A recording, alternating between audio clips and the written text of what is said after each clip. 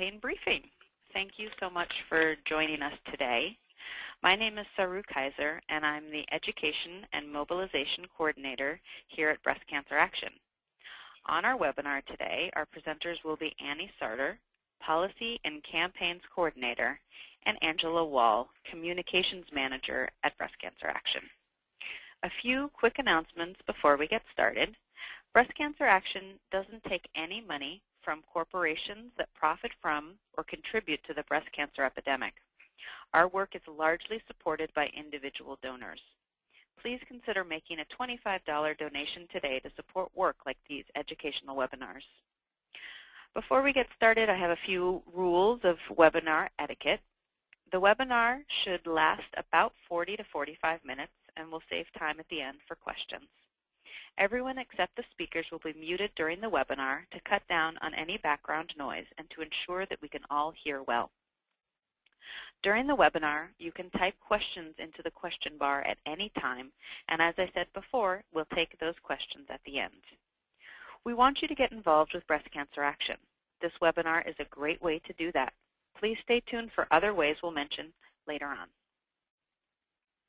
So now I want to get started, and we're going to go over our agenda. We're going to start by giving a little bit of a history and background about our Think Before You Pink campaign in the last 10 years.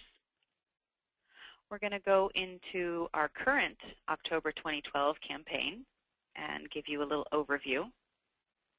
We're going to really talk about the critical questions for conscious voters and understand all of those, and those will lead to talking about our 2012 Breast Cancer Action Mandate for Government Action. And last, we'll end with ways for you to take action and to get involved. So Breast Cancer Action was founded in 1990 by a group of women who were frustrated with the lack of information about breast cancer.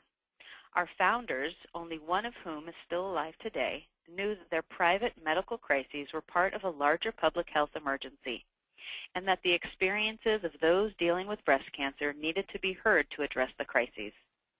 Breast Cancer Action's mission is to carry the voices of people affected by breast cancer to inspire and compel the changes necessary to end the epidemic.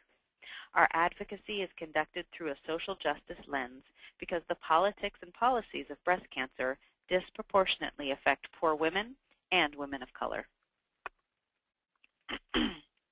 Breast Cancer Action's independence from pharmaceutical companies puts us in a unique position to address issues of health equity, exposures to toxins in our environment, and to put the needs of patients before pharmaceutical company profits.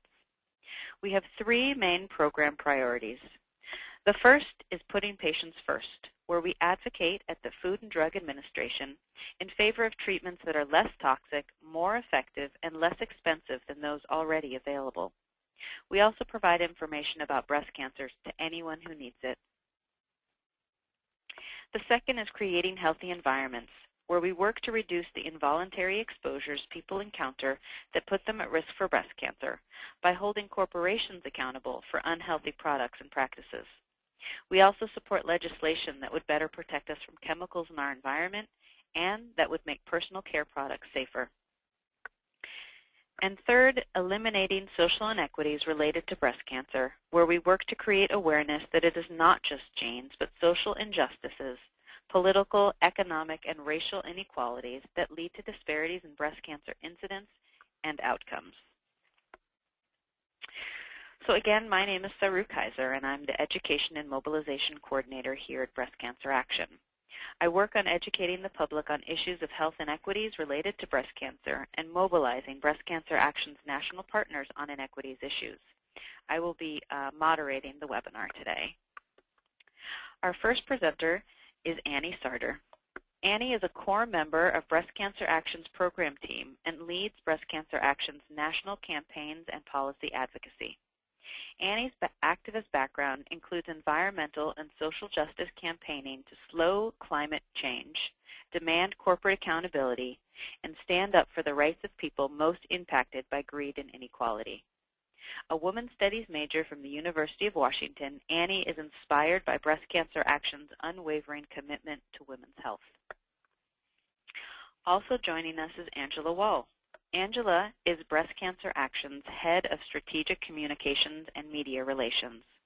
Once a university lecturer, online advertising strategic planner, and writer for an underground newspaper, Angela was born in England, actually in the town that is home of George Eliot, and earned a PhD from the University of Wisconsin-Milwaukee in Cultural Studies. She has always held an active and passionate interest in women's health and equity. And I'm going to turn it over to Angela now. Hi, thanks. So I'd like to begin with a history of the Think Before You Pink campaign here at Breast Cancer Action. So when Breast Cancer Action launched Think Before You Pink 10 years ago now, we were the only breast cancer organization to publicly challenge the power of the pink ribbon. And this move was both bold and groundbreaking. With one small word, we put in motion a movement that has changed the conversation around breast cancer forever. And that small word was pinkwashing. By demanding accountability and transparency from corporations and organizations who claim to support breast cancer, yet whose products or ingredients actually contribute to the disease, by calling them out as pinkwashers, we powerfully revealed the level of opportunism and exploitation that takes place in too many, unfortunately, mainstream breast cancer organizations and fundraising events claiming to support the women who are affected by this devastating disease. So what we've seen after 10 years is that words and phrases like pinkwashing and Think Before You Pink have now become household words and commonplace terms in national media coverage, and that's been both during Breast Cancer Industry Month, as we like to call Breast Cancer Awareness Month, so the month of October, and in any media pieces referencing pink ribbon cause marketing, and even throughout the year outside of October, in articles or stories written about breast cancer. Just this past year, we've seen a seismic shift in the breast cancer movement that's been felt like never before. The public at large and the media now pointedly ask questions about what we have to show for 30 years of awareness campaigns and emphasis on screening. Recently, many of you may have seen this, the Canadian Film Board produced a documentary called Pink Ribbons, Inc., which sparked conversations across the country about the impact of pink ribbon marketing and the shortcomings of mainstream breast cancer organizations, and raised really important questions about just what is changing, what is being done, how are we moving forward, what are our successes, where are the impacts being felt, because we're not seeing them, we're not feeling them, and women with breast cancer certainly are not. The firestorm over Komen's move to defund Planned Parenthood in the spring really got people talking about the central role of breast cancer in women's health debates. And the results have been more and more people both understanding the limits of the status quo in breast cancer and really calling for and demanding actionable change, actionable, impactful change.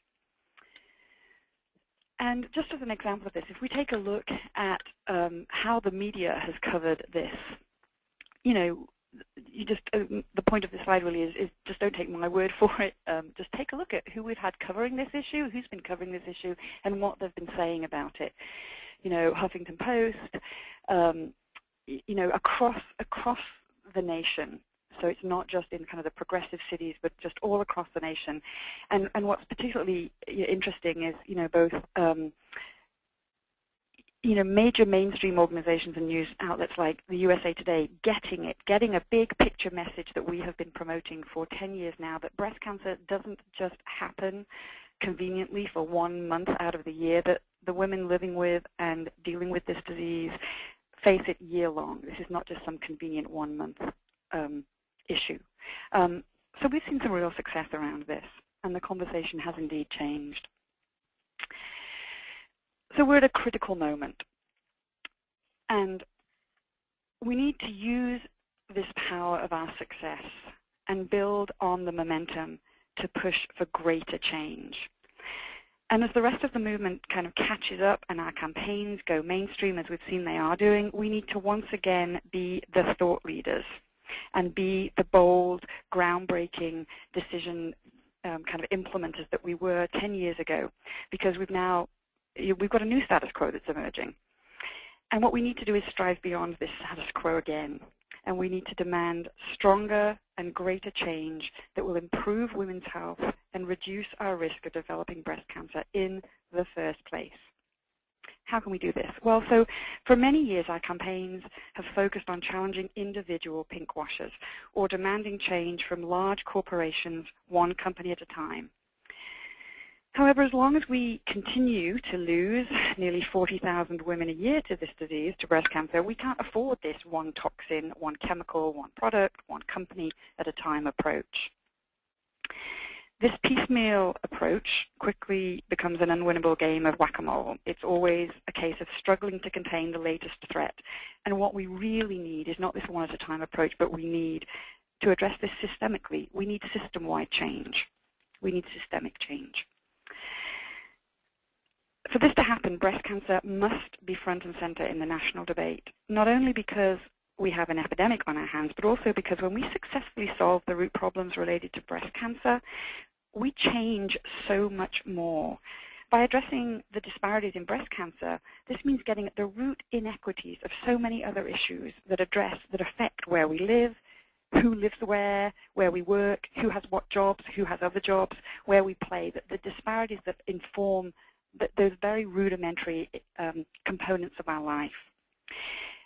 We need the government to regulate toxins and chemicals so that they don't make it into our food chain, into our water, into the air that we breathe in the first place, regardless of where we live, work, and play.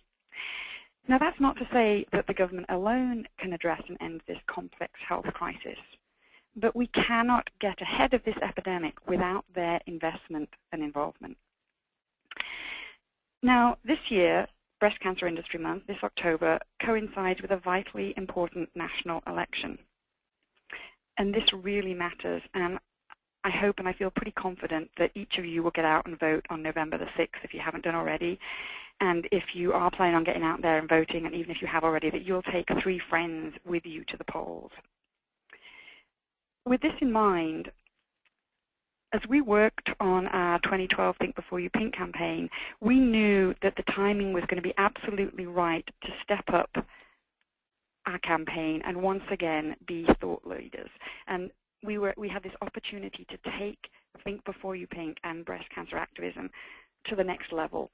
And now I've kind of set up that background and how we came to the campaign and developed the campaign that we have this year. I'm going to hand over to Annie to introduce the specifics of the campaign.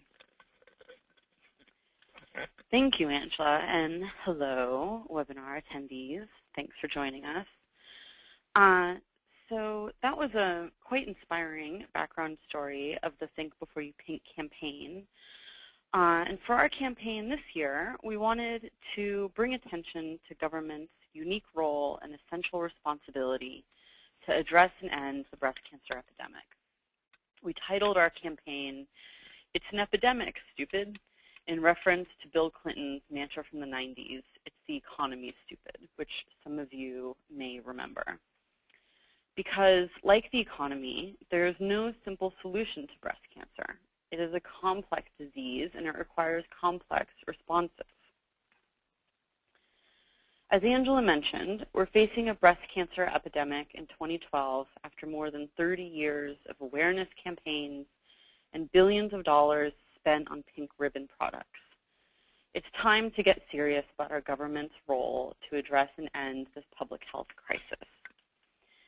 This year, Breast Cancer Action is demanding meaningful action from our legislators on breast cancer. We will not let our government outsource its job to Komen and Avon or other charities or organizations that are beholden to corporate interests. Nor will we allow public officials to engage in political pinkwashing by claiming they themselves care about breast cancer without actually initiating or supporting policy changes that significantly help women living with and at risk of breast cancer. You all may have seen that this year we introduced the 2012 Breast Cancer Action Mandate for Government Action. It outlines what real action on breast cancer looks like.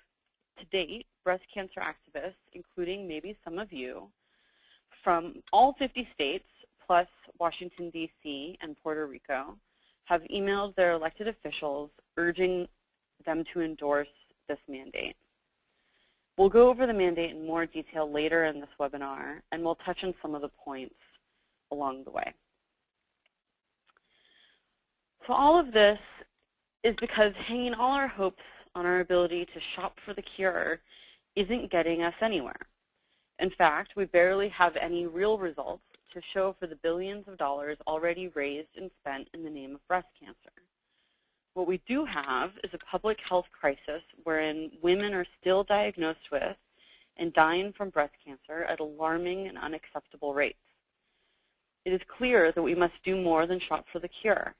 We must demand real action because it's an epidemic, stupid. We will now delve into this year's campaign by introducing our critical questions for conscious voters, which is a guide that we developed to help activists evaluate policymakers. These critical questions build off of the success of the critical questions for conscious consumers, which some of you may remember was our guide for consumers to evaluate pink ribbon products. And that guide has gone mainstream. It's on our website and referenced in the media or other breast cancer organizations. So I'll pass off to Angela again to introduce the first question. Thanks, Annie. So our first question, and I just want to kind of point out again that these critical questions for conscious voters, are important because so many of our elected officials say they care deeply about breast cancer, but few have actually gone and taken the important steps beyond simply advocating for awareness or simple screening, increased screening.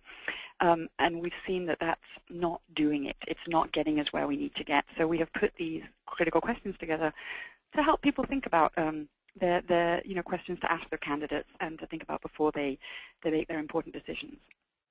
And also to urge your representatives to do the right thing. So our first question is, does your candidate think more mammograms are the only solutions to the breast cancer epidemic? Unfortunately, mammograms do not prevent breast cancer. They detect cancers that already exist.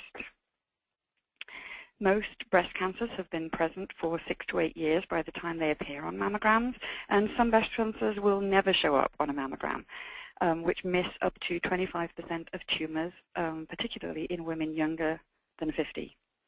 Now, while mammograms miss some breast cancers, they have also been found to lead to overdiagnosis and overtreatment.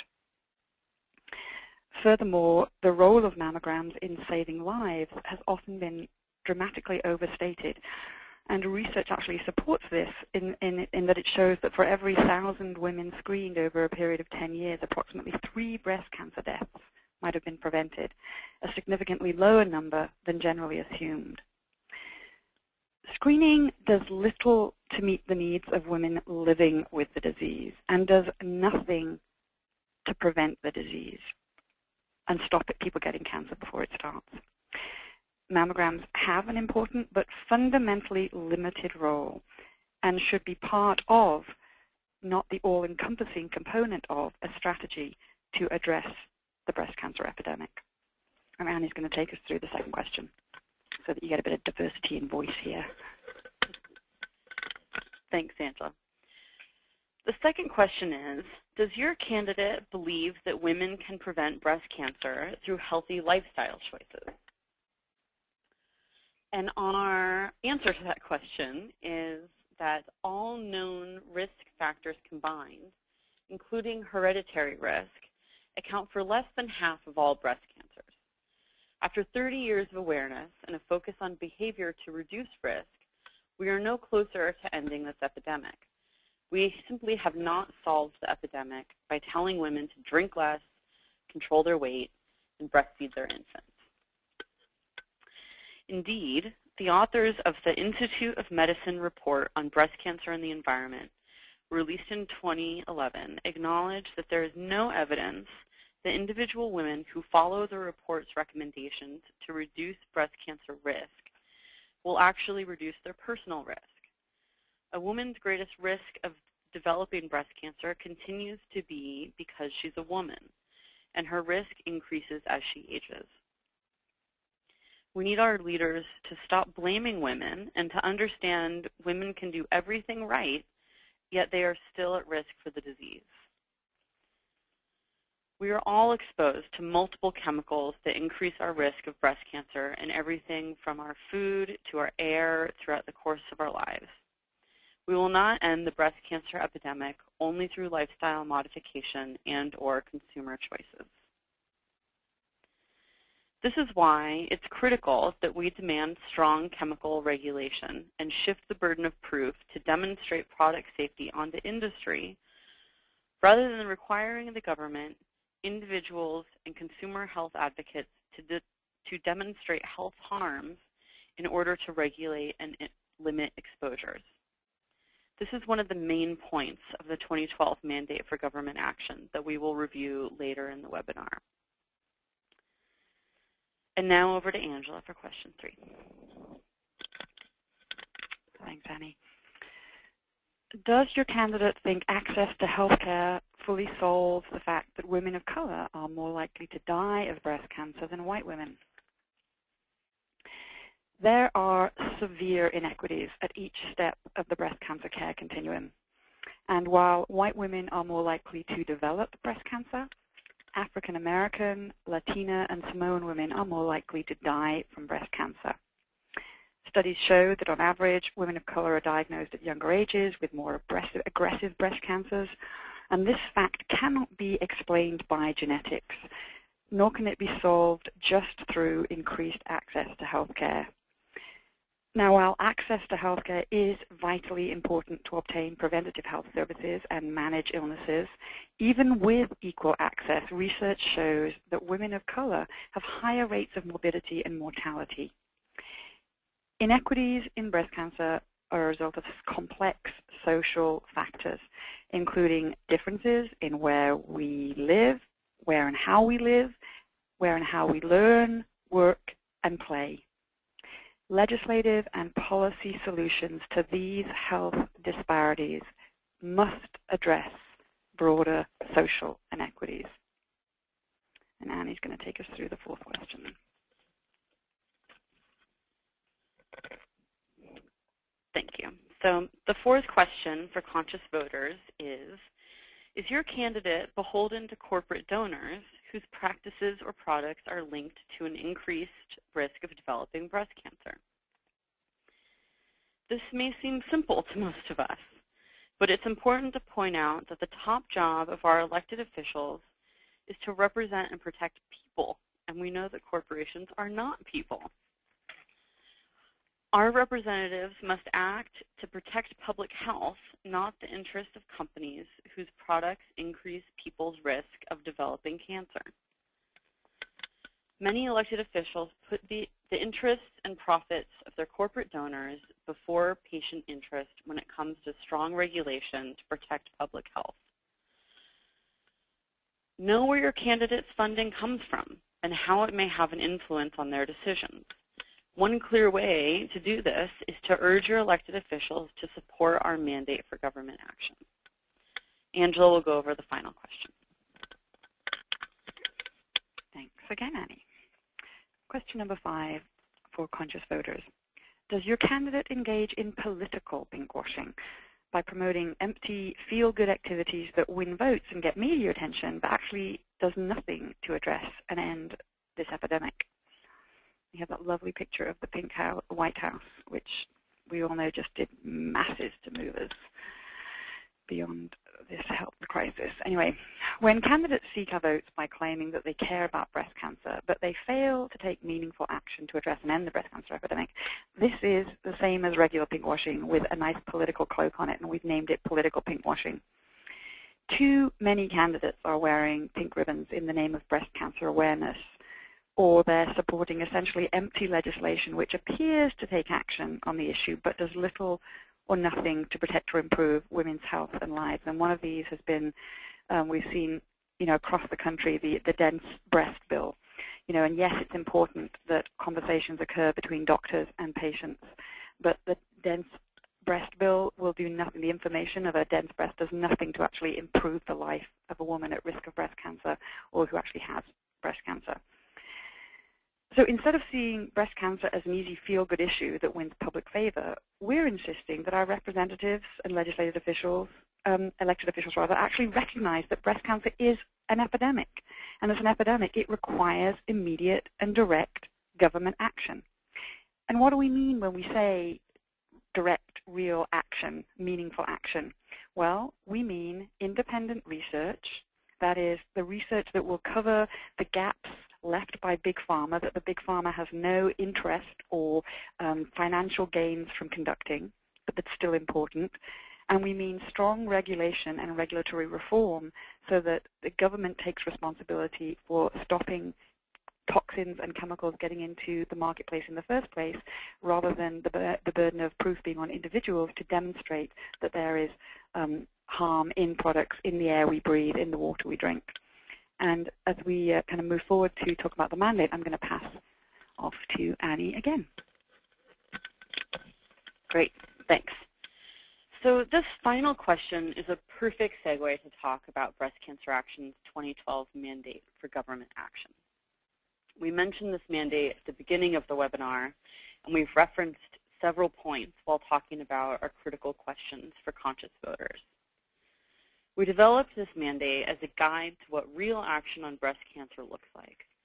We are urging elected officials to demonstrate their commitment to addressing and ending the breast cancer epidemic by publicly supporting this mandate.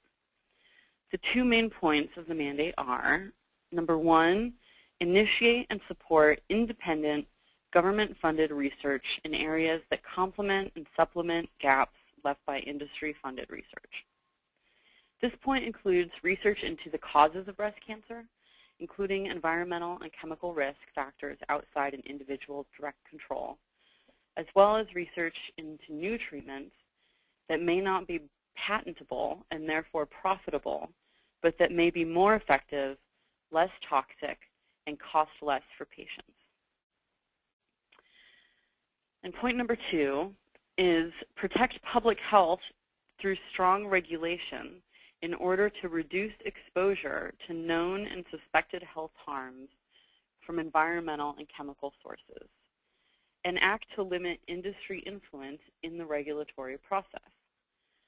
This point includes regulation of chemicals that follows a precautionary principle, meaning that we reduce exposure to chemicals that may be cancer-causing instead of reacting to harm after it has already occurred. Each of these 2 points is further developed, and the full mandate is available on our website, bcaction.org. These points are simple, but it's critical for activists like us to demand accountability and meaningful action from our elected officials. Take action and urge your legislators to endorse the mandate at bcaction.org. And if you've already taken action, thank you.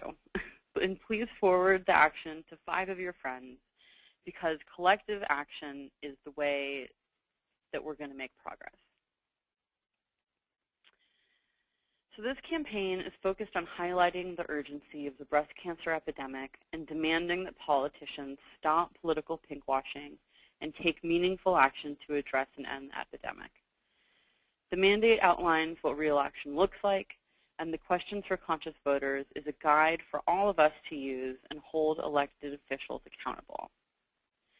So we've walked through each question, but let's take a moment to review all 5 of the critical questions.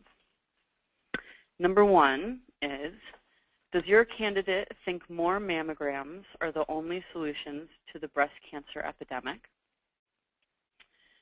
Number 2, does your candidate believe that women can prevent breast cancer through healthy lifestyle choices? 3, does your candidate think access to health care fully solves the fact that women of color are more likely to die of breast cancer than white women? 4, is your candidate beholden to corporate donors whose practices or products are linked to an increased risk of developing breast cancer?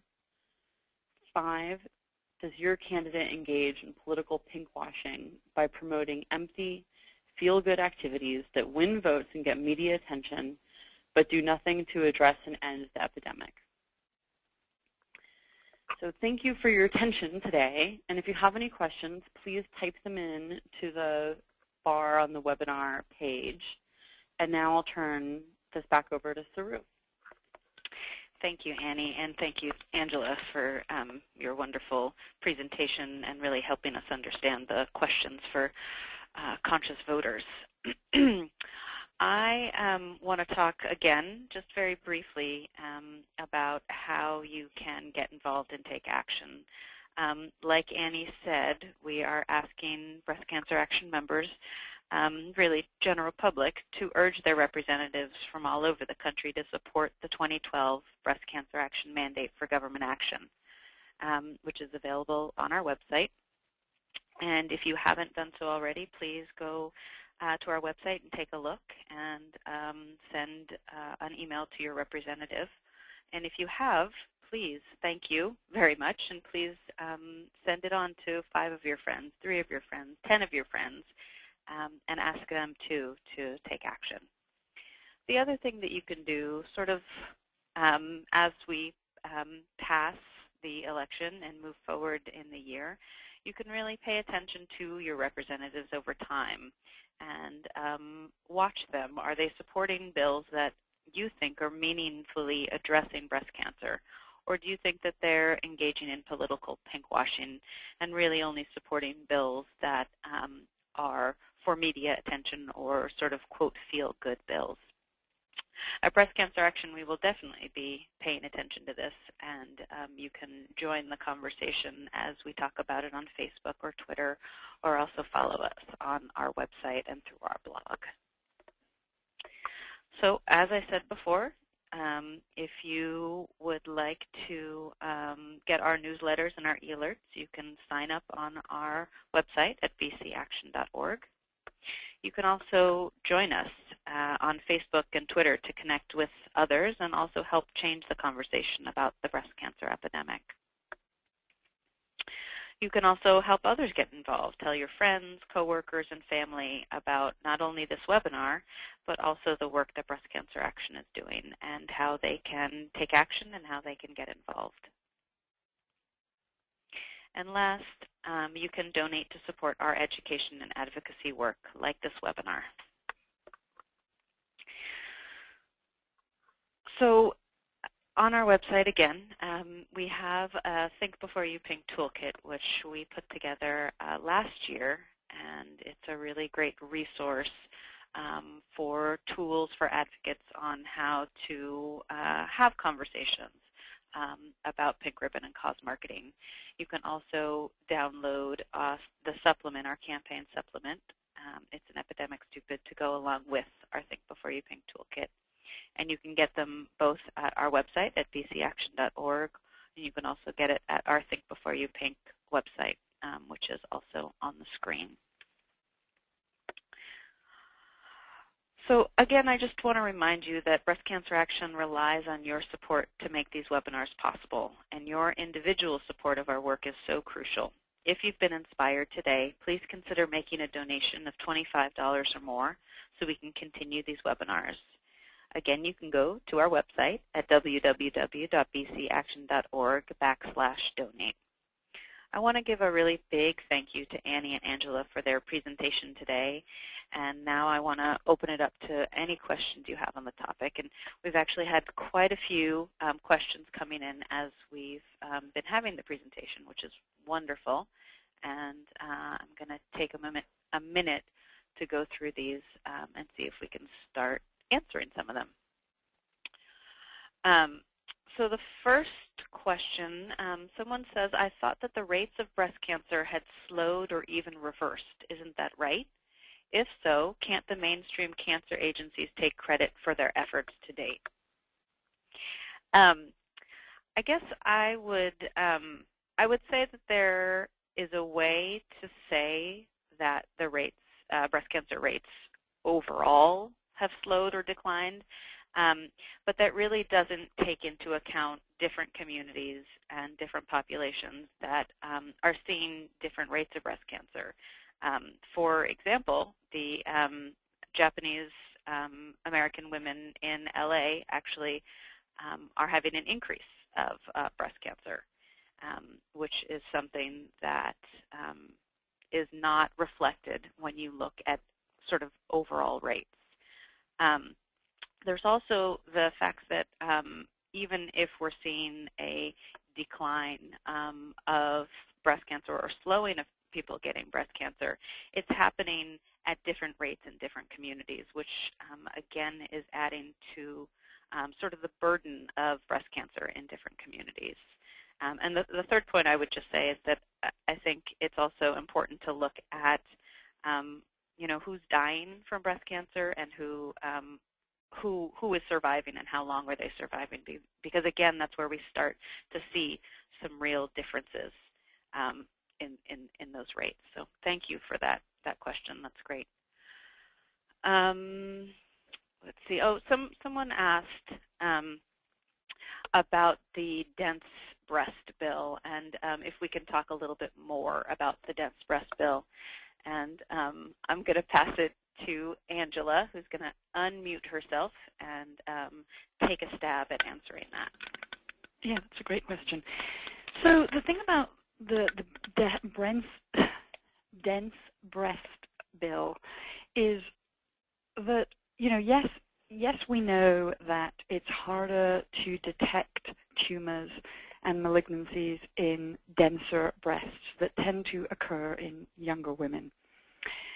But simply being identified as a woman who has dense breasts simply identifies you as a woman with dense breasts. It doesn't, it doesn't actually do anything to stop you developing breast cancer. It doesn't reduce your risk. That information does nothing to reduce your risk of being diagnosed with it in the long term. There are so many other factors that are more important, like your exposure to environmental hazards, your social environment, your family history.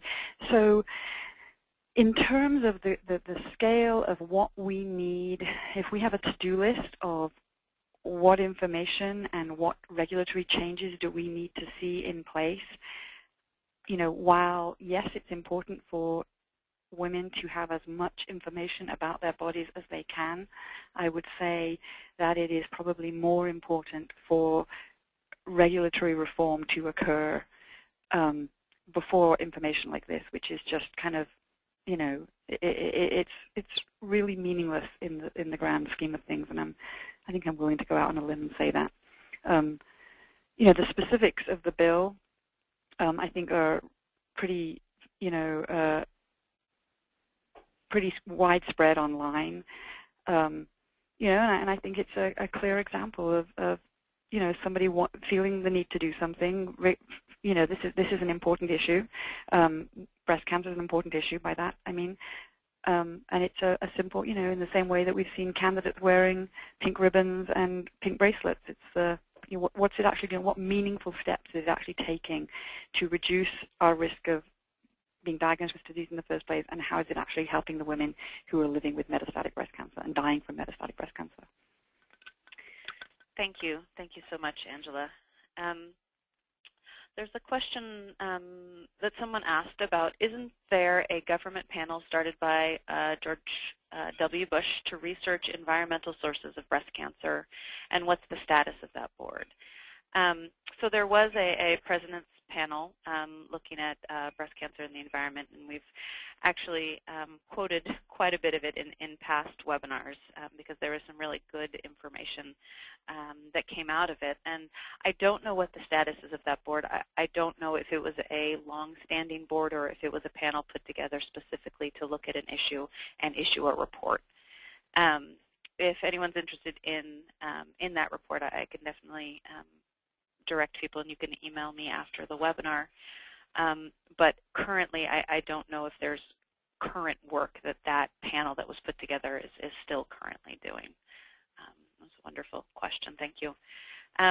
We have a question about, do you have any celebrity and or rich supporters who could use their money or power to raise the profile of your campaign?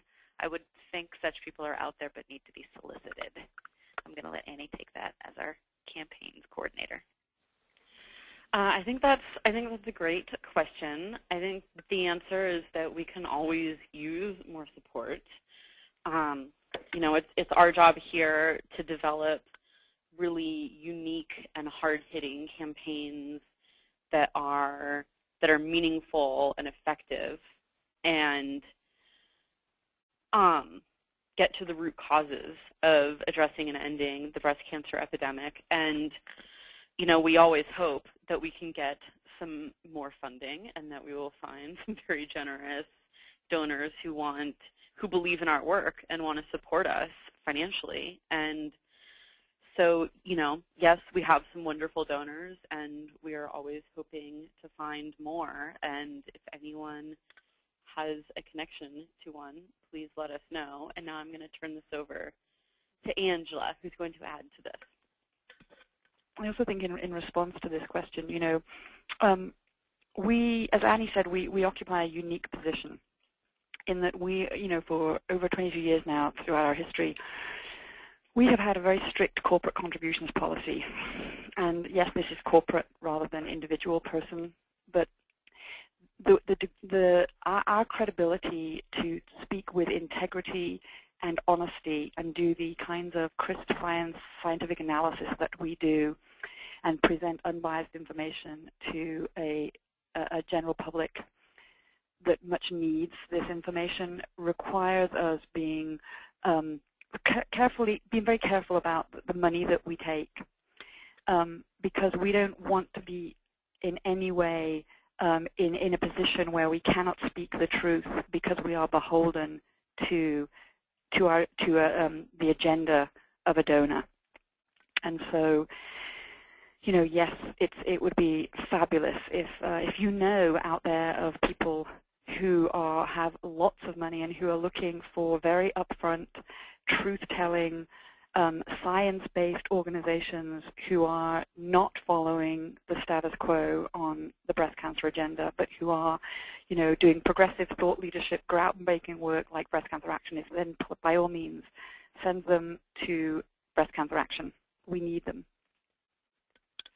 Thank you, Angela, and thank you to Annie. I'd like to get through some other questions. There's some really great questions people are asking. Someone wanted to know, what are the survival rates for women with breast cancer? And that's a complicated question, as they all are.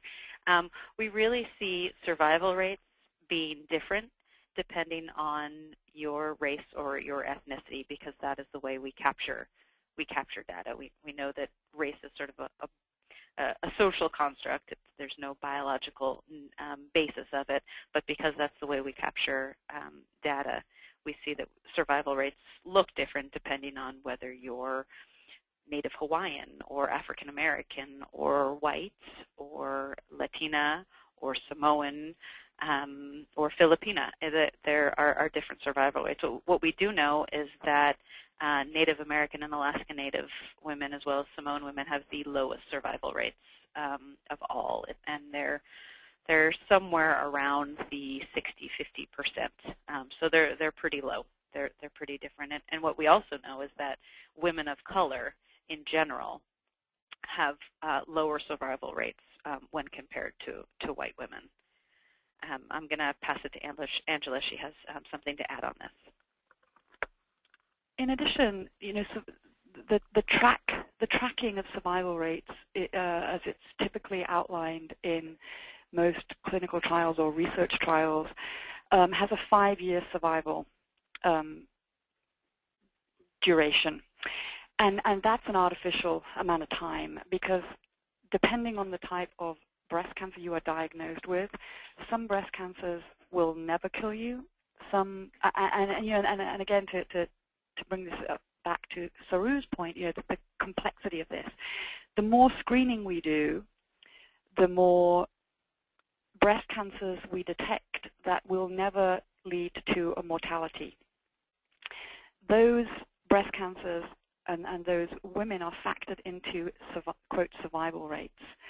So we don't actually have an accurate sensibility it's kind of an artificial construct determining survivorship, because the people who survive, quote, survive for 5 years, but who may have a recurrence 15 years down the road, which is highly common,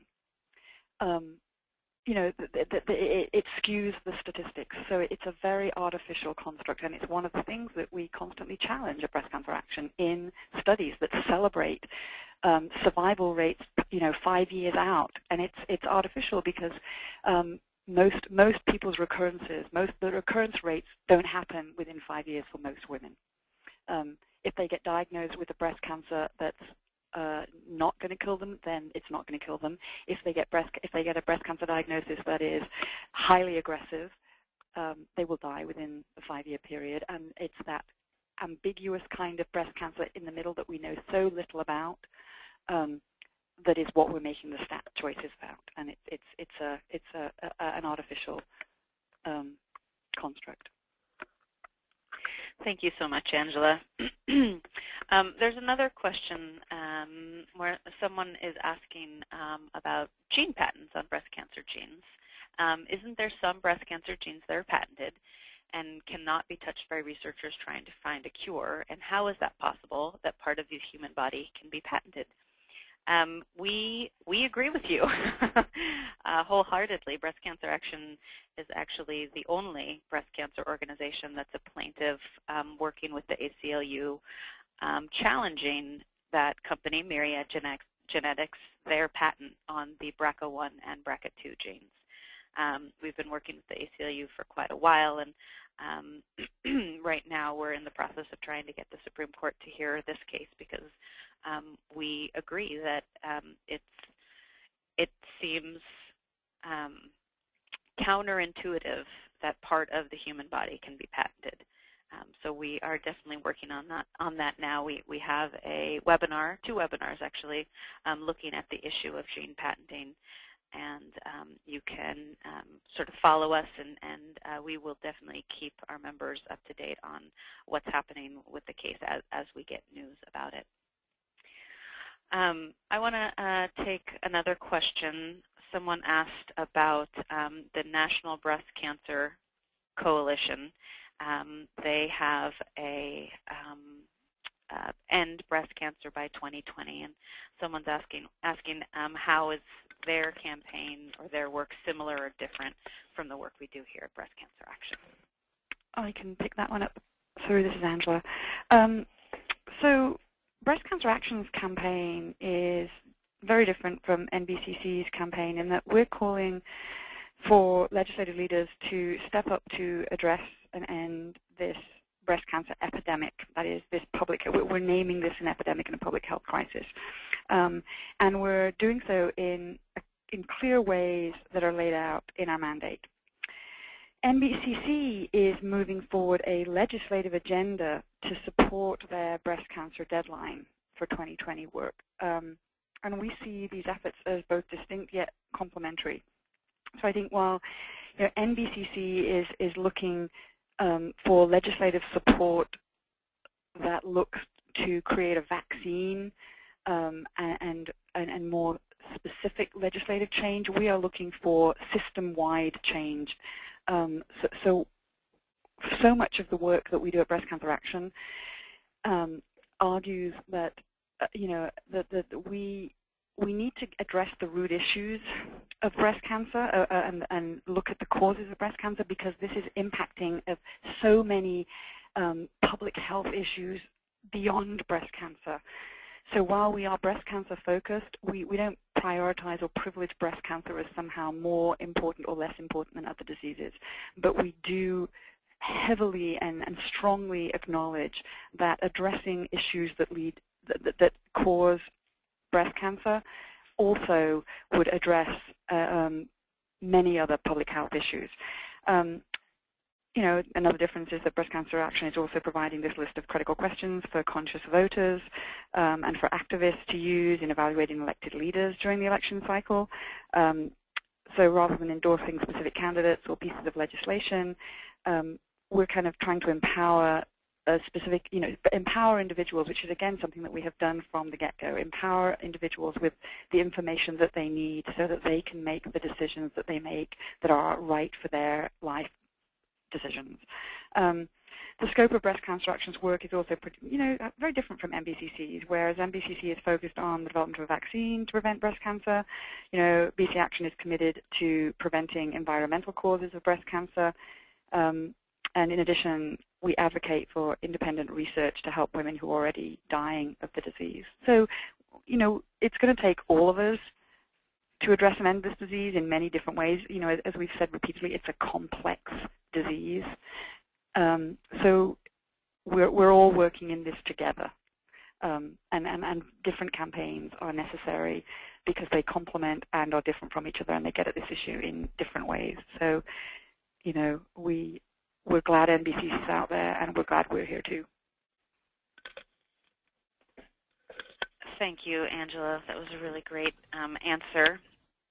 There was a question, someone had asked us about some of the sources for some of the statements, specifically about that hereditary factors in lifestyle only account for 50% of breast cancer, and wanted to know what the source is for that. There's a couple of sources where I've seen that quoted. It's a pretty commonly quoted statistic that I've seen. And what we actually have it on the Facts and Nothing But the Facts fact sheet that you can get on our website, where we actually say that it's about 30 to 50%.